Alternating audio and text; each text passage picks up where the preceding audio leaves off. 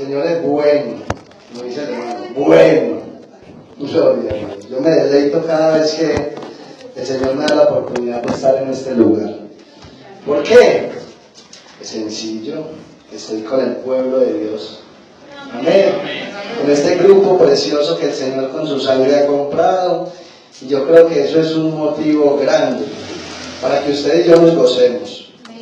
Como decía la hermana ahorita, hay muchas personas que quisieran tener la libertad, el gozo que usted y yo tenemos. ¿Por qué? Porque les digo, yo en el gremio que me muevo, el Señor me pone personas todos los días, y uno ve la gente que no tiene a Cristo. La verdad, la vida de esas personas es un caos.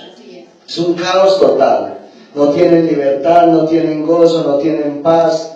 Pero nosotros día tras día disfrutamos de un manjar diferente, ¿cierto? Porque el Señor siempre nos da una comida diferente, pero nunca deja de satisfacer nuestra alma. Amén.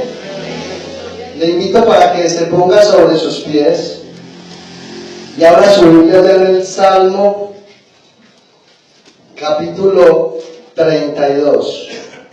Salmo que la verdad es muy conocido. Y el Señor en esta noche trae candela. ¿Cuántos quieren candela de parte del Señor?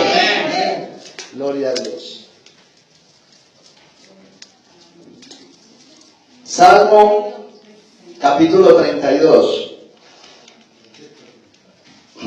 Gloria al Señor. Vamos a leer desde el versículo 8 hasta el versículo 11. Pero la verdad vamos a estar enfocados en el versículo 8 y 9, especialmente el versículo 9. Gloria al Señor. Y leemos la palabra del Señor en el nombre del Padre, del Hijo y bajo la dirección del Espíritu Santo que está dentro del corazón de esta iglesia. Y como iglesia, como decimos, amén. Gloria a Dios. Dice así la palabra del Señor: te haré entender y te enseñaré el camino en que debes andar. Sobre ti fijaré mis ojos. No seáis como el caballo o como el mulo sin entendimiento, que han de ser sujetados con cabestro y con freno, porque si no, no se acercan a ti. Muchos dolores habrá para el impío, mas el que espera en Jehová le rodea la misericordia. Alegraos en Jehová y gozaos, justos, y cantad con júbilo, todos vosotros los rectos de corazón. Padre, nuevamente te damos muchísimas gracias, Señor, por tu inmenso amor, por tu infinita bondad, Señor. Gracias por reunir este pueblo precioso, Señor, en pos de ti, en pos de tu presencia, Señor. En esta noche como pueblo, Dios mío, hemos venido con un corazón dispuesto, con nuestros oídos espirituales atentos, Señor, a lo que la voz de tu palabra, Dios mío, nos quiera decir en esta noche, Dios mío. Yo te ruego, Padre, que seas tú poniendo obediencia en el corazón de este pueblo, Señor, en el corazón de cada uno de nosotros. Padre, que no seamos simplemente oidores olvidadizos, sino que seamos hacedores de tu palabra, Señor, que todo lo que tú hables en esta noche, Señor, nosotros con corazón voluntario, con corazón agradecido, con corazón entendido, Señor, podamos llevarlo a la práctica de nuestra vida, Señor. De esta manera seguiremos creciendo, Dios mío, de esta manera seguiremos avanzando con firmeza, Dios mío, en este camino que tú has trazado para cada uno de nosotros. Yo te pido, Señor, que pongas en el corazón de este predicador, Señor, sabiduría, humildad, Señor. Yo quiero dejarme usar por ti, mi Dios, porque yo entiendo, Señor, que soy ignorante, Dios mío. Yo entiendo que no soy suficiente para este trabajo. Y por eso te pido, Espíritu Santo de Dios, que reposes dentro de mi corazón y que seas tú usando mis labios para que tu palabra, Señor, sea predicada con puntualidad y con rectitud. En el nombre de Jesús, amén. Gloria a Dios. Aleluya. Pueden sentarse. El título que le he dado a este mensaje de la noche de hoy es lo que dice el versículo 9. El título de este mensaje es: No seas como el caballo o el mulo, sin entendimiento. Gloria a Dios. Ahora no se vaya a ir para su casa ofendido y después va y dice que, ay, no, es que el hermano Albeiro aquí nos trató de mulas, que caballos a todo. Porque la verdad no. El Señor no está tratando a su pueblo ni de mula ni de caballo, sino que lo que les está advirtiendo es que no vayan a ser como esos animalitos. ¿Por qué? Porque esos animalitos no tienen entendimiento. Amén.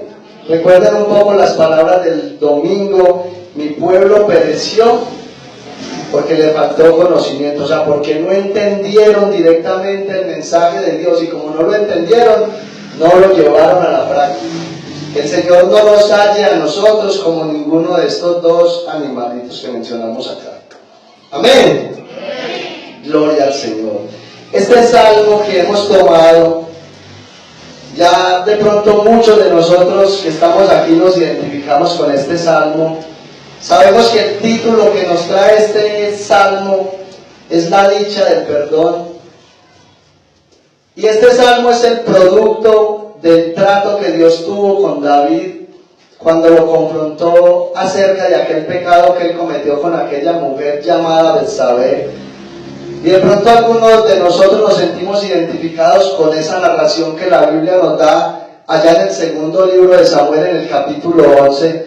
La Biblia nos dice que que David, en la tarde que debió haber salido a la guerra, no salió a la guerra, sino que se quedó paseando en su terrado. Y dice la Biblia que mientras que él estaba paseando en el terrado, vio a una mujer que se estaba bañando y la mandó a traer. Resulta que esta mujer era una mujer que estaba casada con un soldado de los que David tenía a su mando. Sin embargo, a David no le importó que esta mujer fuese casada. La tomó, se llegó a ella, y luego, para él tapar la consecuencia de aquella relación, que fue un embarazo, David decidió deshacerse de su esposo e hizo que este hombre muriera en la batalla. Luego dice la Biblia que tomó a Betsabé por mujer y se quedó como si nada hubiera pasado. Siguió como Pedro por su casa, ocultando ese pecado dentro de su corazón, no lo confesó, no quiso apartarse de ese pecado, y David siguió viviendo de una manera tranquila y relajada. La mayoría de eruditos bíblicos concuerdan con que desde el momento en el que David cometió ese pecado hasta el día en el que Dios envió al profeta Natán para que lo confrontara, pasó aproximadamente un año. Y fue un año donde David experimentó absolutamente la resequedad espiritual. Ahora, David no se arrepintió porque directamente el Espíritu Santo trató con él, como de pronto ha tratado con algunas personas, sino que directamente Dios tuvo que enviar el profeta a que le confrontara el pecado. Y allá en el capítulo 12 de segunda de Samuel, la Biblia dice que Natán llega donde David y le empieza a contar una historia donde le dice: oye David, ¿cómo te parece que a un hombre le llegaron unos viajeros a visitarle, y este hombre era muy rico y tenía muchas ovejas como para alimentar a aquellos visitantes, pero aquel hombre no quiso matar ninguna de sus ovejas para darle de comer a estos visitantes, sino que este hombre lo que hizo fue tomar la única corderita que tenía su vecino, la sacrificó y con esa corderita les dio de comer a aquellos visitantes. ¿Y sabe qué pasó? David sacó a relucir ese corazón justo, entre comillas. Dice la Biblia que David se encendió en ira y entonces Natán le dice: bueno, rey, ¿qué hay que hacer con ese hombre? Y se encendió en ira y dijo: bueno, el que hizo eso debe morir y debe pagar la corderita 4 veces. Y Natán le dijo: usted es ese hombre. Y empezó a sacarle a la luz el pecado que él durante aproximadamente un año había encubierto en su corazón. tremendo. Durante un año David albergó ese pecado en el corazón. Pero para que nosotros lleguemos allá a este versículo 8 y 9, que es donde nos vamos a enfocar, pienso que es necesario que hagamos un resumen de los primeros 7 versículos. Y la verdad es que no nos vamos a enfocar mucho en estos versículos, pero es bueno que entendamos por lo menos el significado, el contenido que hay en esos primeros versículos. Vemos en el versículo 1 y 2, el salmista comienza diciendo lo siguiente: bienaventurado aquel cuya transgresión ha sido perdonada y cubierto su pecado. Bienaventurado el hombre a quien Jehová no culpa de iniquidad y en cuyo espíritu no hay engaño. Estos 2 versículos podríamos decirlos que son la felicidad, el gozo que hay en el corazón de una persona que ha sido perdonada por Dios. Usted y yo, antes de venir a Cristo, teníamos una carga, una culpa, con la cual usted y yo teníamos que transitar todos los días de nuestra vida. Pero cuando Cristo llegó a nuestra vida, cuando Él vino y nosotros pudimos entender el sacrificio de Cristo en la cruz del Calvario, cuando el Espíritu Santo nos convenció de que nosotros éramos pecadores, recibimos ese perdón, y esa culpa y ese pecado, esa carga que había sobre nuestros hombros, fue quitada por el mismo Dios. Amén. Y por eso el apóstol Pablo, ya en Romanos capítulo 8, versículo 1, el apóstol Pablo empieza diciendo de la siguiente manera: ahora pues ninguna condenación hay para todos aquellos que están en Cristo Jesús. Dice, aquellos que no andan conforme a la carne, sino conforme al Espíritu. Dice que ninguna condenación hay para aquellos que están en Cristo Jesús. Amén. Nosotros antes de venir a Cristo, obviamente éramos, como dice el mismo apóstol Pablo, éramos reos de muerte. Nosotros cargábamos con una culpa sobre nuestras espaldas. Y claro, teníamos un enemigo que testificaba en contra de nosotros que éramos posesión suya. Satanás podía pararse en cualquier momento y decir: Lady, Johnny y todos los que están aquí me pertenecen. Él tenía toda la autoridad para decir que éramos de Él, pero cuando Cristo vino a nuestra vida y nos lavó de nuestros pecados, hubo un cambio de posesión. Pasamos a ser posesión de Cristo cada uno de nosotros. Y por eso absolutamente nadie al que es parte del cuerpo de Cristo puede acusarle de pecado, porque ya Cristo hizo lo que tenía que hacer por cada uno de nosotros. Amén. Entonces esa dicha de ese perdón, esa seguridad de ese perdón, fue lo que David experimentó luego de que su corazón fue movido al arrepentimiento sincero para con Dios. Luego en el versículo 3 el salmista dice: mientras callé, se envejecieron mis huesos en mi gemir todo el día, porque de día y de noche se agravó sobre mí tu mano, se volvió mi verdor en sequedades de verano. En estos otros 2 versículos lo que podemos ver es la condición que hay en la vida de un creyente cuando peca y no se arrepiente de ese pecado. Cuando ese creyente guarda, atesora, almacena ese pecado dentro de su corazón. Lo que el salmista nos está diciendo en estos versículos es que mientras que él cayó, mientras que él guardó su pecado, mientras que él no lo confesó al Señor, lo que él hizo fue consumirse por dentro. Esa palabra envejecer en el hebreo, podríamos traducirlo como desgastarse interiormente, decaer el ánimo y consumirse por dentro. Eso era lo que le estaba pasando al salmista, se estaba consumiendo por dentro.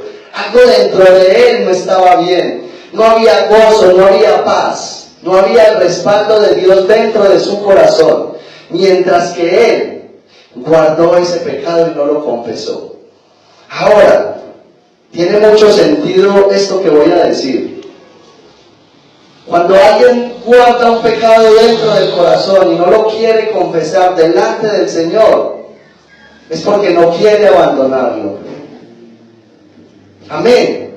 Cuando alguien quiere abandonar el pecado, entiende que es necesario confesárselo a Dios para poder recibir esa limpieza dentro de su corazón. Entonces, desde el versículo 2 hasta el versículo 4, lo que vemos es la consecuencia de atesorar el pecado dentro del corazón y no confesarlo ni apartarse de él. Y desde el versículo 5 hasta el versículo 7, lo que podemos observar en esos tres versículos es la actitud. En el versículo 5 vemos la actitud que tiene un creyente verdadero.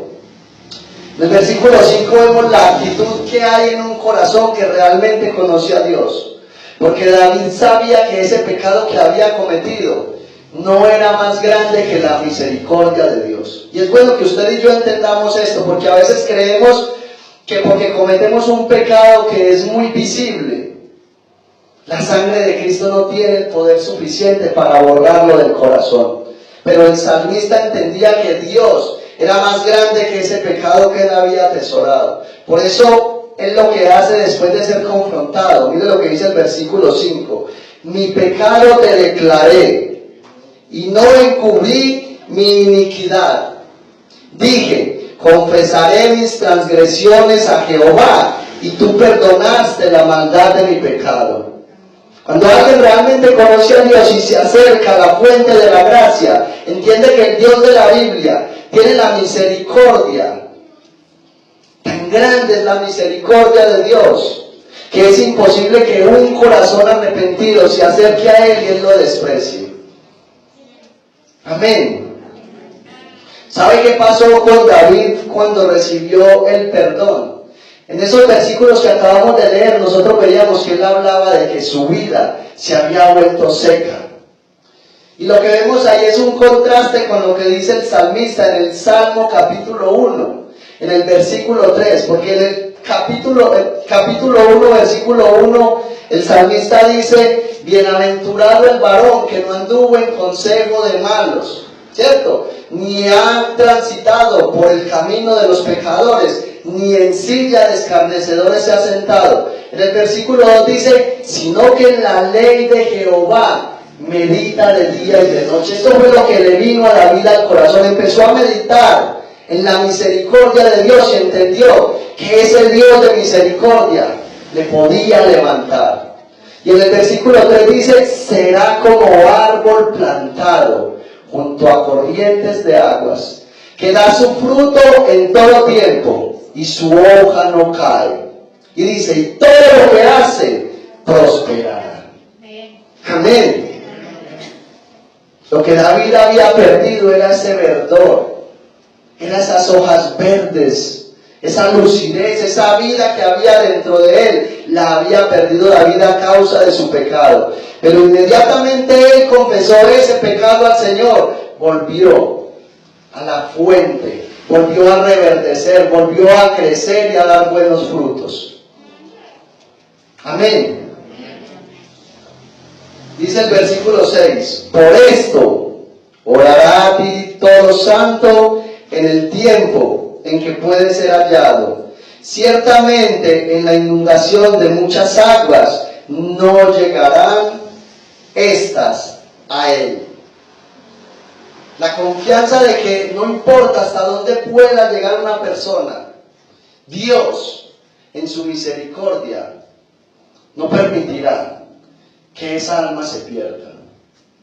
Cuando Dios salva a una persona, el Señor hace todo lo que tenga que hacer con tal de que esa persona vuelva a caminar con Él. Y eso es lo que vamos a ver ahorita en el versículo 8 y 9.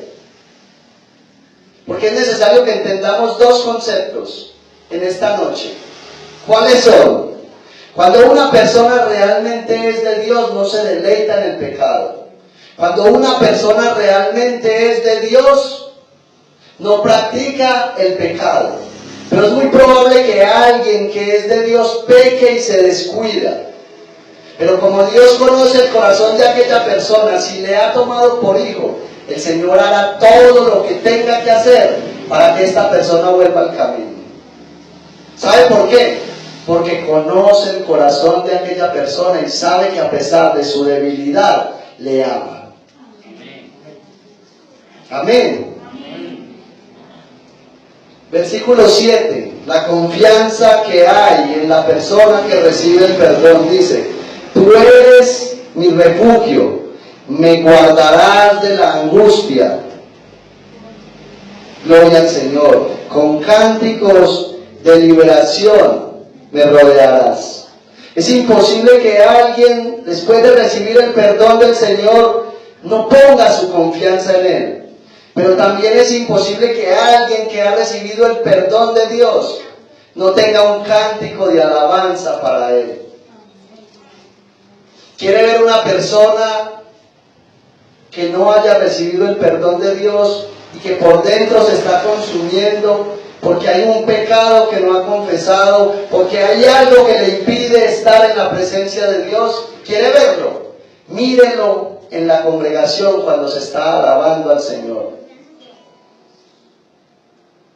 Hay personas que dentro de las iglesias están secos, llevan una vida habitual, religiosa, tienen algo guardado en el corazón de años, y ese algo que no han confesado y que no han dejado salir, los está consumiendo por dentro, y uno los ve amargados a toda hora son llenos de problemas, no hay gozo, no hay libertad. Y mientras que muchos dentro de la iglesia entonan cantos, levantan sus manos, cierran sus ojos, el Espíritu Santo los quebranta y lloran, ellos están quietos, como un tronco que se está secando. Y es sencillo, es porque o no han nacido de nuevo, o hay algo dentro del corazón que ellos no han dejado salir. Y ese algo lo que hace es secarles absolutamente y apartarlo de la comunión con el Señor. Por eso el versículo 8 es muy importante, porque desde el versículo 1 hasta el versículo 7, si usted se fija, está hablando el salmista. Pero acá en el capítulo 8 directamente es Dios hablando a través del salmista. Es como si Dios le estuviera hablando a él mismo. Escuche lo que le dice Dios al salmista: te haré entender y te enseñaré el camino en que debes andar. Oiga, escucha esta palabra que es bien importante. Te haré entender. Aquí está el secreto de este pasaje que hemos tomado, o más bien, aquí está el secreto de toda la lectura que hemos leído, de lo que yo les decía a ustedes ahorita, que cuando Dios realmente toma a alguien por hijo y ese se está descarriando, se está consumiendo por dentro, se está secando, el Señor hace todo lo que tenga que hacer para que esa persona vuelva a sus pies rendido. Ese te haré entender no es a través de cosquillitas, no es tú eres mi hijo y entonces el Señor viene y le soba el hombro como para que él vea el amor del Señor. No, ese te haré entender significa te enseñaré a actuar con cordura, te enseñaré a actuar con prudencia. ¿Y sabe cómo lo hace el Señor? El Señor dice directamente: bueno, si usted no quiere entender a través del mensaje, de la palabra que día tras día usted escucha, entonces voy a poner mi mano sobre usted. Y la mano de Dios es muy pesada, y eso lo vamos a ver en la vida de David. La mano del Señor es pesada. Lo que el Señor está diciendo es: bueno, si usted no quiere entender por la buena, entonces va a entender por la mala. Así de sencillo. ¿Sabe qué dice el libro de Hebreos? Allá en el capítulo 12, gloria al Señor, libro de Hebreos, en el capítulo 12, se me embolató, versículo 6, escuchen lo que dice: porque el Señor al que ama, disciplina y azota, escuche, y azota a todo el que recibe por hijo. Eso fue lo que hizo el Señor con David. David no quiso por medio de la predicación de la palabra. Entonces el Señor tuvo que venir y poner su mano dura sobre él. Yo me imagino esto. Escuchen esto, pasó aproximadamente un año. Yo no creo que David se haya dejado de congregar, de reunir con el pueblo, porque no olviden algo, el rey era la persona que debía dirigir el pueblo a la búsqueda del Señor. De hecho, el Señor allá en Deuteronomio, en el capítulo 27, si no estoy mal, el Señor le da un mandamiento a los reyes y les dice que todos los reyes debían de tener una copia de la ley. Y le dice el Señor, ustedes tendrán que leerla todos los días. ¿Para qué? Para que no se olviden de andar en el camino de Jehová. Y entonces el rey tenía que inculcarle al pueblo que el pueblo debía buscar al Señor. Entonces yo me imagino que David probablemente en ese año, no fue que él se apartó de la congregación, no creo que él se haya quedado todo un año, pero yo me imagino que David en su condición, ustedes imaginan a David en una alabanza, y por allá, gózate delante del Señor, y David muerto. Y entonces David miraba a todo el pueblo alabando y exaltando al Señor, y David por allá muerto. Cuando de pronto uno de esos hermanos que estaba alabando y glorificando a Dios, le da por mirar a David. Y David apenas lo ve, ay, verdad que yo soy el rey. Gózate delante del Señor, con hipocresía David. Gózate del rey, yo soy el rey. Gloria a Dios, aleluya. Pero por dentro se estaba consumiendo. Porque así hay muchas personas dentro de la iglesia que levantan su voz al cielo, pero es para que los vean, para que no los señalen, para que no digan que están andando mal con el Señor. Y la verdad conocen tan poco a Dios que son capaces de acercarse a Dios con hipocresía y levantar las manos y adorar. Por eso no todo el que se para a predicar es de Dios. No todo el que se para a dirigir una alabanza es de Dios. No todo el que allá levanta sus manos y dice gloria a Dios es del Señor, porque hay gente que esconde la hipocresía para que otros no lo señalen. Quizás eso le pasó a David durante ese año, porque estaba seco. David pasó de ser un árbol plantado junto a corrientes de aguas a ser una zarza que se estaba secando y que ni siquiera ardía. Gloria al Señor. Escuchen lo que dice el final del versículo 8. Dice, te enseñaré el camino en que debes andar, sobre ti fijaré mis ojos. David, cuando cometió aquel pecado con Betsabé, se quedó como si nada hubiera pasado. Después de que se deshizo del esposo, la tomó por mujer, se la llevó para su casa. Yo me imagino a David allá en el culto, allá mientras que cantaban la alabanza, David quizás miraba a los hermanos y los miraba todos con los ojos cerrados, levantando las manos. ¿Y qué diría David? Qué astucia la mía, nadie se dio cuenta. Todos estos hermanitos acá creen que yo soy el súper espiritual. Nadie se dio cuenta. Yo me imagino que cuando llegó Natán, David no sabía la emboscada que Dios le había tendido. Lo recibió normal. Natán, ¿cómo está? Ah, bien. Yo me imagino cuando Natán lo señaló y le dijo, usted es ese hombre. ¡Oh! Ahí se acordó. El Señor tenía sus ojos puestos en mí. Qué bueno que usted y yo como iglesia entendamos esto. Porque es que a veces actuamos de una manera como si realmente Dios no nos mirara. A veces hacemos cosas donde nadie nos ve. Y creemos que porque el pastor no nos ve o cualquier hermano de la iglesia no nos está viendo, entonces el Señor va a pasar eso por alto. Pero ¿sabe qué dice la Escritura? No hay nada oculto que no haya de manifestarse, ni encubierto que no haya de salir a la luz. El Señor todo, absolutamente lo malo en el corazón de su pueblo, finalmente lo saca a la luz. El Señor tiene que traer disciplina, tiene que disciplinar.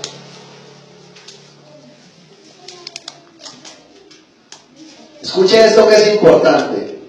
La disciplina que Dios trajo sobre David no fue cualquier cosa. La mano dura de Dios vino sobre David de tal manera que cuando Natán le estaba hablando a David, mire lo que le dice allá en Segunda de Samuel. Me gustaría que fuera conmigo allá. Segunda de Samuel, capítulo 12, versículo 9. Gloria al Señor. ¿Cuántos están alegres en esta noche y agradecidos por el Señor? Amén. Hay gratitud en nosotros. Mira lo que el Señor a través de Natán le empieza a decir a David en estos versículos. Versículo 9 del capítulo 12. ¿Por qué pues tuviste en poco la palabra de Jehová, haciendo lo malo delante de sus ojos? A Urías heteo heriste a espada y tomaste por mujer a su mujer, y a él lo mataste con la espada de los hijos de Amón. Escuchen lo que dice el versículo 10. Por lo cual ahora no se apartará jamás de tu casa la espada, por cuanto me menospreciaste y tomaste la mujer de Urías heteo para que fuese tu mujer. Versículo 11. Así ha dicho Jehová: he aquí, yo haré levantar el mal sobre ti de tu misma casa, y tomaré tus mujeres delante de tus ojos, y las daré a tu prójimo, el cual yacerá con tus mujeres a la vista del sol. Escucha el versículo 12, para que pensemos bien antes de pecar delante del Señor. Dice el versículo 12, porque tú lo hiciste en secreto, mas yo haré esto delante de todo Israel y a pleno sol. Entonces dijo David a Natán: pequé contra Jehová. Y Natán dijo a David, aquí no ha terminado la disciplina, téngase fijo que viene más. También Jehová ha redimido tu pecado, no morirás. O sea, el Señor te perdonó, pero viene una consecuencia adicional. Escuche esto, ¿qué es lo que nosotros hacemos cuando pecamos? No solamente le fallamos a la santidad de Dios, sino que también hacemos algo que Dios realmente aborrece y que hace que la ira de Dios se encienda contra aquel que peca sin reverencia ante el Señor. Dice, vuelvo a retomar, dice, más, por cuanto con este asunto hiciste blasfemar a los enemigos de Jehová, el hijo que te ha nacido ciertamente morirá. 3 promesas de juicio le trajo Dios a David de parte del profeta. Número 1, le dijo: por cuanto usted hirió a Urías con la espada de los hijos de Amón, la espada no se apartará de tu misma casa. Y yo creo que de pronto algunos de aquí saben lo que pasó con los hijos de David. No voy a ahondar mucho, pero creo que algunos saben lo que pasó. Amnón violó a Tamar, que era media hermana. Luego Absalón va y mata a Amnón. Luego Absalón se subleva contra David e intenta usurpar el trono. Termina muerto también. Los 3 hijos murieron. Luego, ¿qué pasó? Absalón, cuando se sublevó contra él, tomó todas las mujeres que eran de David y a la puesta del sol lo dejó en vergüenza con las mujeres que él tenía. Y luego, adicional a eso, ese niño que realmente él amaba, tanto amaba David a ese niño, que era el resultado de ese adulterio, que dice la Biblia que David se metió en ayuno varios días para que Dios le perdonara la vida al niño, y sin embargo no hubo nada que hacer. Porque cuando Dios decreta la disciplina sobre alguien que peca sin el temor de Dios, entonces viene la mano del Señor, como quien dice, bueno, usted no se quiere arreglar cada vez que escucha una predicación. Escucha la palabra y escucha la palabra y la desecha. No quiere arreglarse por las buenas. Espere que yo meta mi mano sobre usted, a ver si no se arregla. ¿Por qué? Porque el Señor ama tanto a un hijo que decide disciplinarlo y azotarlo para que él enderezca sus pasos. Amén. Ese es el Dios de misericordia que tenemos. Porque si Dios no pusiera su mano sobre nosotros para disciplinarnos, nosotros no creceríamos en la vida espiritual. Nos quedaríamos enanos. Es necesaria la disciplina de Dios para la iglesia, pero hay que pensarlo 2 veces antes de pagar una consecuencia tan alta. Es mejor evitar y caminar en obediencia y en rectitud ante el Señor para que recibamos las bendiciones de Dios. Amén. Es mejor tener a Cristo de nuestro lado. Amén. Es mejor acercarnos constantemente a la fuente y deleitarnos y gozarnos que tener que pasar por un momento como el que tuvo que pasar David. Es mejor disfrutar de la presencia constante, continua del Señor. Y que la mano de Dios no sea usada para disciplinar, sino que la mano del Señor sea usada para levantarnos todos los días. Amén. ¿Qué tipo de trato quiere usted con Dios? ¿Quiere tener a Dios como aliado? ¿O quiere tener a Dios como esa planadora, como ese martillo que golpea constantemente? En el versículo 8, mira el consejito que nos da el Señor a través de David. Gloria al Señor. Mientras busca, mi hermano, adore a Dios, exalte a Dios. Amén. Si quiere, darle un aplauso al Señor que Él está aquí. Amén. El Señor está hablando a la iglesia. Amén.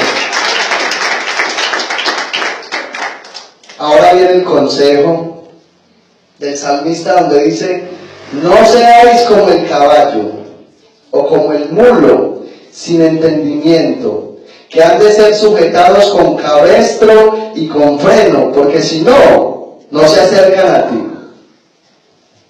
Ahora, la Biblia está llena de comparaciones donde Dios usa la naturaleza, usa los animales para comparar las diferentes personalidades, los diferentes tipos de personas que hay. Por ejemplo, a los falsos creyentes que se introducen dentro de la iglesia y quieren destruir la iglesia, el Señor los compara con lobos. A nosotros, la iglesia, el Señor nos compara como ovejas. Y tenemos una característica muy similar a la oveja. ¿Sabe cuál es? Que somos torpes. Necesitamos la vara y el callado del pastor que continuamente nos está dando para que caminemos. ¿Cierto? El Señor compara a aquellos que ignoran la palabra del Señor, los compara con los marranitos. Por eso dice: no echen las perlas a los cerdos. Pero aquí está comparando directamente a aquellos que no obedecen a su palabra con un caballito. Ahora, ¿cuál es la característica del caballo? El caballo tiene una característica que es propia de él, y es que el caballo, cuando lo están montando, se llega un momento donde el caballo se desboca. Se desboca. ¿Y qué pasa? ¿Qué tiene que hacer aquella persona que lo está montando? Hay un cabestro que está sujeto en esta parte, y cuando el que lo monta ve que el caballo se está desbocando, ¿qué tiene que hacer? Tiene que tirar con fuerza del cabestro para que el animalito se frene. Ahora, el animalito no se frena porque el que lo monta le dice: ¡ay, alazán! ¡Frena, por favor, hijo mío! No. Tiene que jalar durito. ¿Y qué hace el cabestro? El cabestro abre una herida en esta parte. O sea que al animalito le tiene que doler. Yo me imagino cuando el Espíritu Santo le hablaba esto a David, que decía a David: ay, yo soy un caballito, tanto tiempo callando, y el Señor me tuvo que poner ese cabestro y tuvo que tirar duro y me dolió, pero frené. ¿Cierto? Le tuvo que doler a David para él entender. Ese es el caballo. Esa es una de las características que el caballo tiene. Ahora escúchenme, como yo sé que aquí no hay caballos, sino que aquí hay ovejas. Amén. ¿Cuántos hay caballos? Hay ovejas, ¿cierto? Somos ovejas del Señor. La Biblia dice que somos ovejas de su prado. Por eso me fascina lo que el apóstol Pablo le dice a la iglesia, a ese grupo de personas que aman al Señor, que escuchan su palabra y la obedecen. Hablando acerca de los gentiles, el apóstol Pedro, allá en su primera carta, en el capítulo 4, versículo 4, el apóstol Pedro dice que a la gente que no conoce a Dios, a esos gentiles que no caminan con el Señor, a esos gentiles que aquí en su mente son tercos, como un mulo, y que ven a la iglesia de Cristo cómo camina en rectitud delante del Señor, el apóstol Pedro les dice a la iglesia, a esos gentiles les parece cosa extraña que ustedes no corran con el mismo desenfreno. Porque la gente que no conoce a Cristo se desenfrena en el pecado y no para. Porque ellos no tienen un amo que los coja y les ponga el cabestro. Entonces ellos se desbocan y siguen. Pero gracias a Dios nosotros como iglesia tenemos a alguien que nos tiene el cabestro listo para cuando nos querramos desenfrenar. Nos tiene que doler, pero Él en su misericordia nos frena. Amén. Y en segundo lugar, el salmista compara qué tipo de personas con el mulo. Ahora, el mulo tiene dos características que es necesario que nosotros las entendamos en esta noche. El mulo es la consecuencia de que un equino y un asna se apareen. Pero el mulo tiene una característica que ahorita la vamos a ver. Entonces, ¿qué pasa? Escuche lo que le voy a decir. El mulo, digamos, hereda el desenfreno de su padre, el caballo. Y hereda la lentitud de su mamá, el asna. Y entonces, ¿sabe cuál es el resultado de ese cruce entre el caballo y el asna? Un animal terco, que tiene mucha fuerza, pero que es duro para que el amo lo adiestre y aún lo lleve al establo. ¿Ustedes han escuchado ese dicho? Es más terco que una mula. ¿Cierto? Es un dicho muy popular. ¿Por qué será? Porque el mulo es un animal terco. A ese no le entra ni el Magnífica, le digo. Escuchen esto. Escuché la historia de un hombre. La verdad no recuerdo, no tengo bien claro de dónde era este hombre. Pero este hombre se trazó un objetivo. 8 días después de haber sufrido un infarto. Escuchen, 8 días después de haber sufrido un infarto, este hombre se trazó un objetivo, y el objetivo era que él quería ir y escalar el monte Everest. Entonces los amigos le decían, pero ¿cómo te vas a poner en esas si hace 8 días te dio un infarto? No aguantas ni siquiera los primeros 100 metros para subir. Y él decía, no, yo sé que yo puedo, yo sé que yo voy a ser capaz. Y le decía, no, ¿quieres morirte tan rápido? Y decía, no, yo sé que yo puedo. Y este hombre finalmente empezó a subir el monte, y antes de los primeros 100 metros le dio un infarto y él quedó. Así hay gente dentro de la iglesia del Señor. Hay personas que saben directamente que por donde están caminando van rumbo al precipicio, y sin embargo siguen caminando rumbo al precipicio. ¿Y sabe qué es lo peor? Que mientras caminan están secos. ¿Sabe que esa palabra que acabamos de mirar, desenfreno, es como una pequeña alusión a lo que vivió el apóstol Pablo cuando dice la Biblia allá en Hechos capítulo 9, que el apóstol Pablo iba camino a Damasco, respirando amenazas de muerte contra los cristianos? Y cuando el Señor lo confrontó, Él le dijo, Saulo, ¿por qué me persigues? ¿Y sabe qué le dice el Señor? Dura cosa te es dar coces contra el aguijón. Cuando usted da un aguijón, empieza a golpearlo con su mano, usted no lastima el aguijón, usted se hace daño a usted mismo. Cuando usted y yo nos damos a pecar sin tener el temor de Dios, nos lastimamos nosotros, somos nosotros los que nos hacemos daño. Ofendemos a Dios, pero nos hacemos daño nosotros, nos empezamos a secar, nos empezamos a perder el rumbo, el camino por el cual el Señor nos ha trazado. Y eso fue lo que le pasó a David. También existe una segunda característica en el asno. ¿Cuál es la otra característica? Este es un animal estéril. Es un animal estéril. Escuche esto. Cuando un creyente deja de disfrutar la presencia del Señor a causa de un pecado que tiene guardado, este creyente se va volviendo estéril.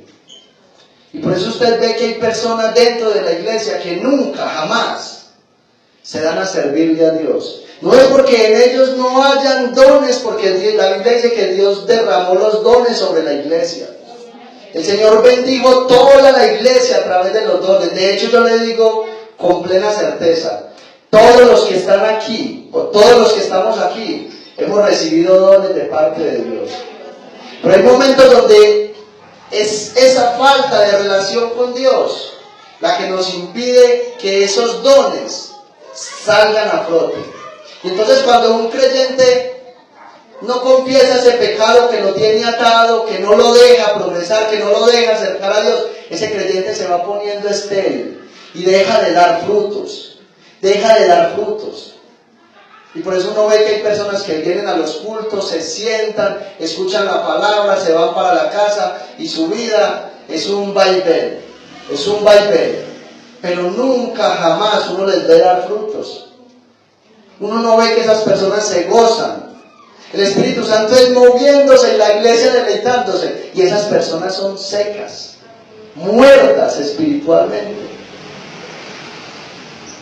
Y existen dos razones que son muy claras: o no han nacido de nuevo, o hay algo en su corazón, hay una piedrita en el zapato que no lo deja caminar. Por eso, si de pronto en esta noche hay alguien aquí que esté sufriendo el mismo caso de David, es mejor que permita que el Señor, a través de este mensaje, cambie su corazón y pueda abandonar ese pecado, para que no tenga que ser tratado con la mano dura del Señor, porque la verdad duele muchísimo. Escuchen esto: la esterilidad en la vida de una persona no permite que ésta dé fruto. Y yo quiero que miremos allá en Lucas, capítulo 13, versículo 6. Aquí hay una porción bastante interesante. Gloria al Señor. Lucas, capítulo 13, versículo 6. Escuchen lo que dice la palabra del Señor, hablando Jesús en esta parábola. Dijo también Jesús esta parábola: tenía un hombre una higuera plantada en su viña, y vino a buscar fruto en ella, y no lo halló. Y dijo al viñador: he aquí, hace 3 años que vengo a buscar fruto en esta higuera, y no lo hallo. Córtala. ¿Para qué inutiliza también la tierra? Él entonces respondiendo le dijo: Señor, déjala todavía este año, hasta que yo cabe alrededor de ella y la abone. Y si diere fruto, bien, y si no, la cortarás después. ¿Sabe algo? Esta parábola representa directamente a la nación de Israel.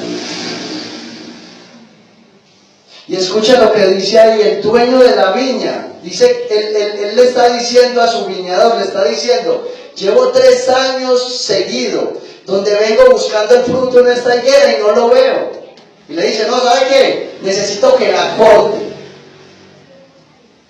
Y el viñador le dice: no, señor, dejémosla otro año, y yo voy a empezar a trabajarla.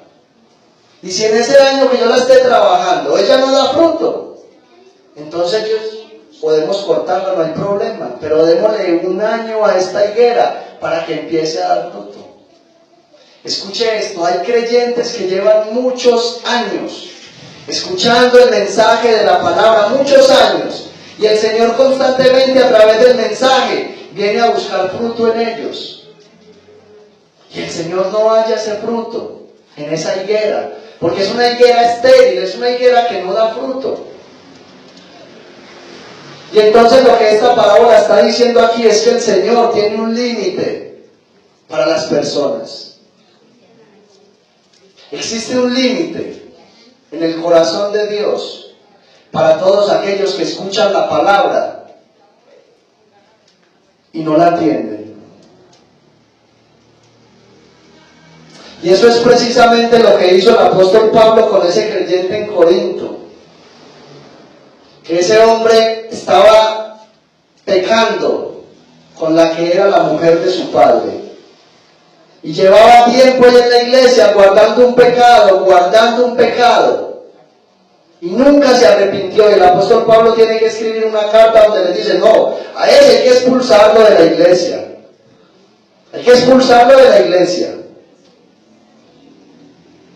Y el apóstol Pablo dice, la intención de expulsar a aquel hombre de la iglesia es que su carne sea destruida allá afuera, pero su espíritu sea vivificado en el día del Señor. Porque ¿sabe qué hace el Señor con una persona que dentro de la iglesia no da fruto? Se llega el momento donde el Señor lo corta y lo tiene que tirar afuera. ¿Sabe por qué? Porque allá afuera es donde las personas se dan cuenta realmente cuál es el valor que tiene la congregación. Cuando una persona no tiene el privilegio de estar en un lugar como estos y el Señor permite que vaya y se revuelque como el hijo pródigo allá afuera y malgaste todo lo que tiene y finalmente tenga que decidir entre comer algarrobas o volver a la casa del Señor, a la casa de su Padre, esa persona tiene que tomar una decisión. Y a veces el Señor tiene que llegar hasta ese punto para que un creyente rebelde, obstinado, que no quiere someterse a la voluntad de Dios dada a través de la palabra, eso es lo que el Señor tiene que hacer finalmente, porque el Señor tiene paciencia, pero tiene un límite. Hasta allá llega la mano de Dios contra una persona que no se quiere arreglar, pero sabe que aún ahí sigue habiendo misericordia del Señor. ¿Sabe por qué? Porque aún a esa persona Dios le tomó por hijo y hará hasta lo que tenga que hacer para que esa persona entienda que es mejor estar en la casa del Señor. Por eso el salmista dice, es mejor estar un día en la casa del Señor. ¿Qué más dice? Amén. Por eso valoremos esto que el Señor ha hecho en cada uno de nosotros.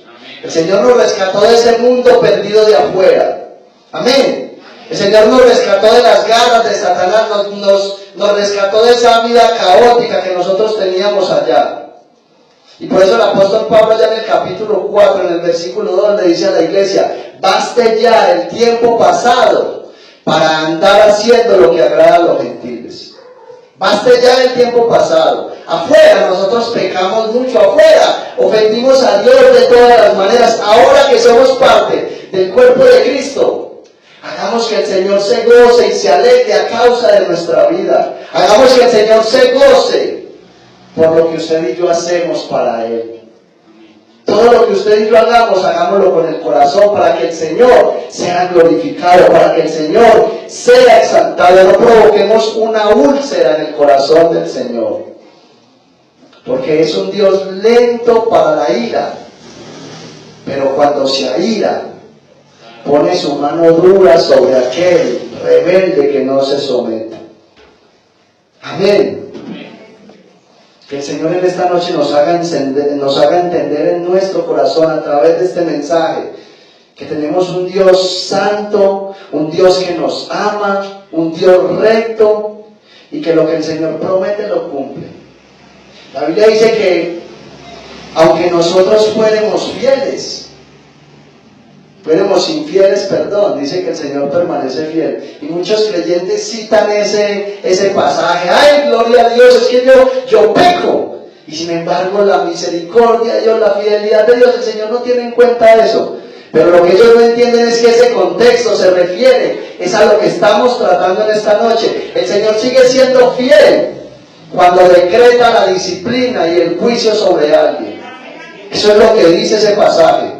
No es lo que muchas personas creen hoy en día, que ellos hacen lo que quieran, y Dios es ese abuelito alcahuete. No, Señor. Escuche algo, el Señor no tiene nietos ni nietas. El Señor tiene hijos e hijas. Amén.